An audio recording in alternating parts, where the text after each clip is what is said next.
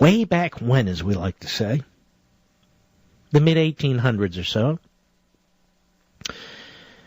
there was a Frenchman who traveled through the United States called Alexis de Tocqueville.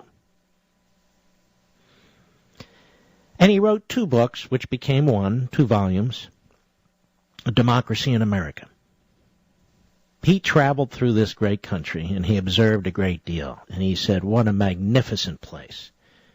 It's so different from where I'm from, France. It's so different from Europe. The people are different. They're more independent. They do not tolerate, unwieldy power of big government. There's a spirit there. There's a psychology there that's just different. But he said in democracies, all democracies, there's a threat. And the threat is more closer to the society than the society may realize. Let me put it that way. And he said this threat is tyranny. It won't be a type of tyranny that you'll see in a monarchy, or I'll speak now as in a fascist or communist type of regime.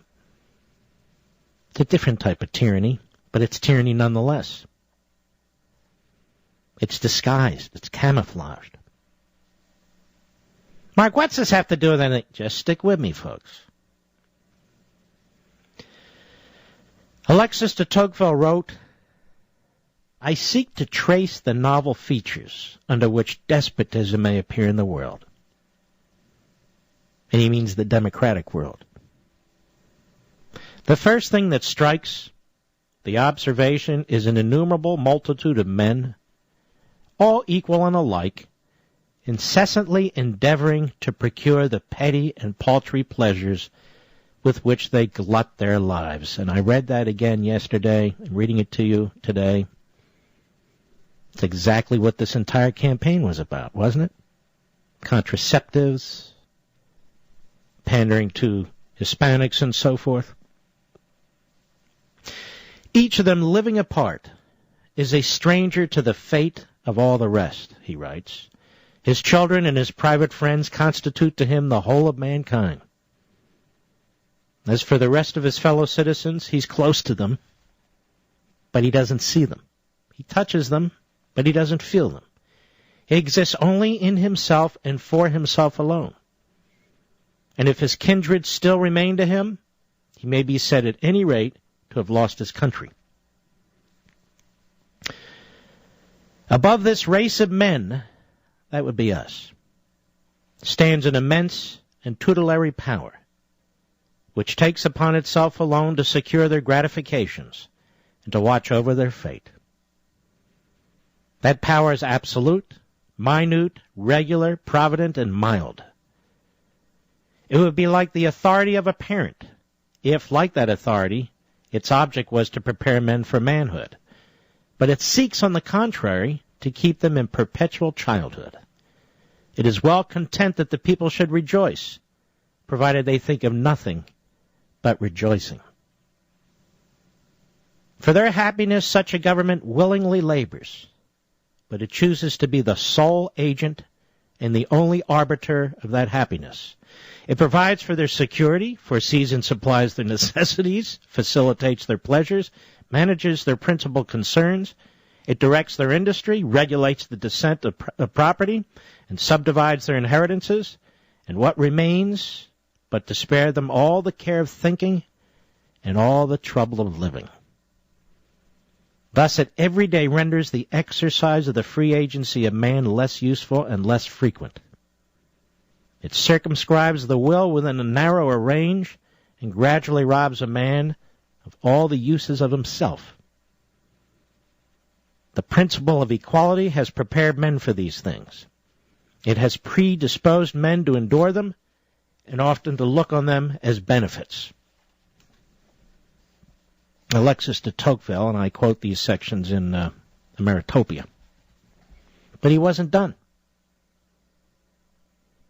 He wrote, After having thus successfully taken each member of the community in its powerful grasp and fashioned him at will, the supreme power then extends its arm over the whole community.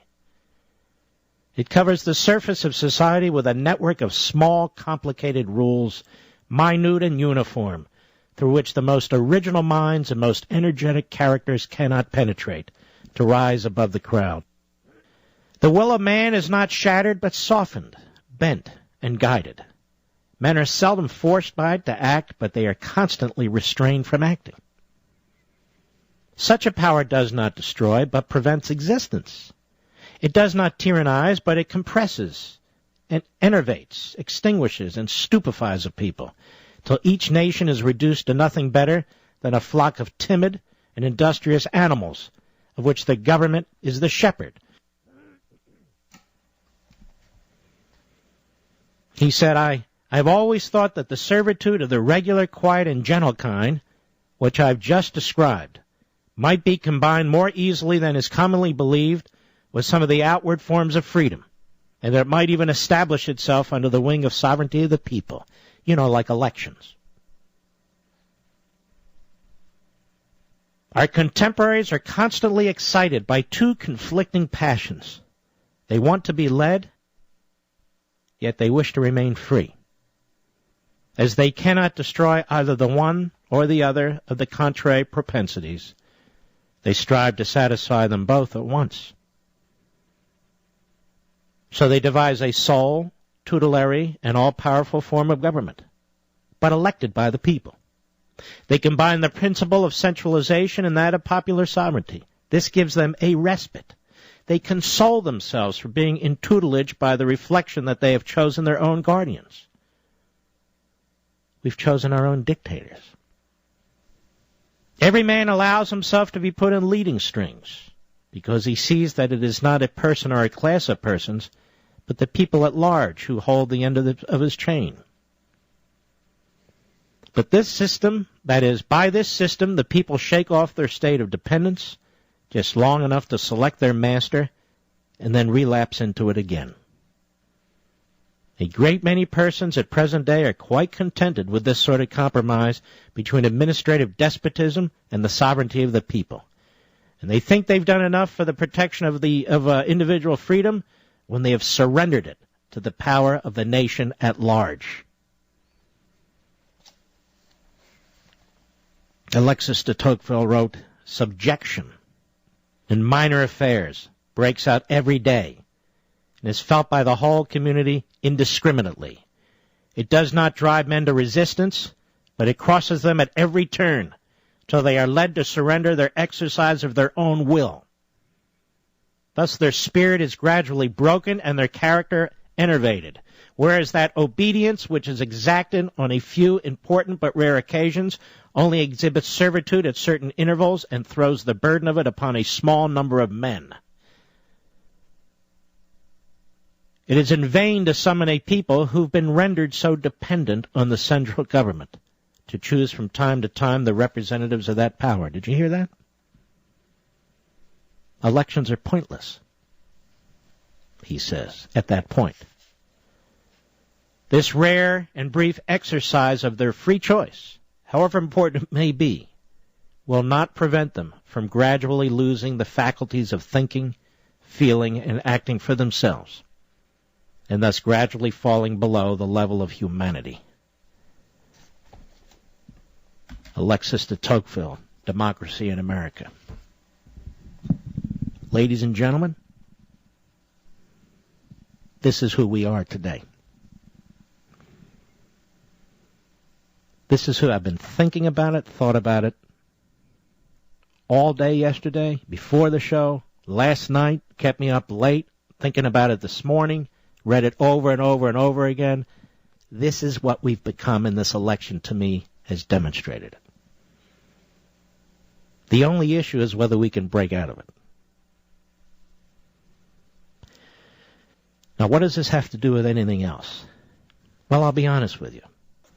Many, many, many of our fellow citizens have become a conquered people. Willingly and unwillingly. A conquered people. Wittingly and unwittingly. They seek to exist, not live, exist. Relying on government for contraceptives, which apparently influenced a large majority of single women to vote for Barack Obama. And I can go on down the list of what was done, what was said in this past election. In other words, it highlighted, it crystallized the decay of our society. It underscored how the government is devouring the society. And in the society, the individual. How little free will we actually have. How few property rights we actually have. And as I say, the circle of liberty that surrounds each of us is getting smaller and smaller and smaller. We need new tax revenue. The nation is collapsing fiscally from spending, from borrowing, from printing. Tax revenue, with all due respect, has absolutely nothing to do with it. The entire debate is we need a balanced approach. Balanced approach? To what? To our demise? Let me explain something to you, Steve. You don't deserve liberty. You don't deserve to live in a free society. You don't even know what far right is. You have no idea. People who defend the Constitution, private property rights, individual sovereignty, people who are concerned about a massive, out-of-control federal government that rejects its constitutional moorings, people who resist being turned over to a massive administrative state and mastermind temporary politicians who run it, you're as stupid as they come, Steve. We're the ones who are resisting tyranny. You're part of it. You're a clown. You're a follower. You just go along with it. This isn't a joke, pal. You got it, Steve? Yes or no? Now get lost, pal. This is what we have, ladies and gentlemen. Uninformed people. And when we get rid of you right-wingers, stop following Rush, Sean, and you're following anybody. I'm following our principles. I'm following our heritage. This guy rejects Western civilization. He rejects the Enlightenment. He rejects our founding. Ha, ha, ha. Very funny. What is it that is so right-wing about what I say? Quoting Alexis de Tocqueville? Quoting John Locke? Charles de Montesquieu? That jerk doesn't even realize that Montesquieu and Locke are crucial to our founding, are crucial to the revolution. Has no comprehension whatsoever. He's lost. He's gone. And he thinks he's smarter than the rest of us. He's exactly the kind of guy Alexis de Tocqueville described, and I just read to you. I have no patience, ladies and gentlemen, as you can tell, for defenders of tyranny.